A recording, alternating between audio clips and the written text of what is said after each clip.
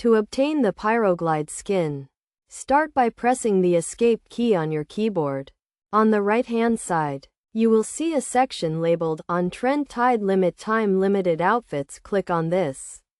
Next, navigate to the treasure chest, where a cutscene will play, presenting the Pyro Glide skin. You can open the Lightforge Collection chest to get a chance to roll for or obtain the Pyro Glide skin. However, be aware that one of these chests costs 80 units of the in-game currency.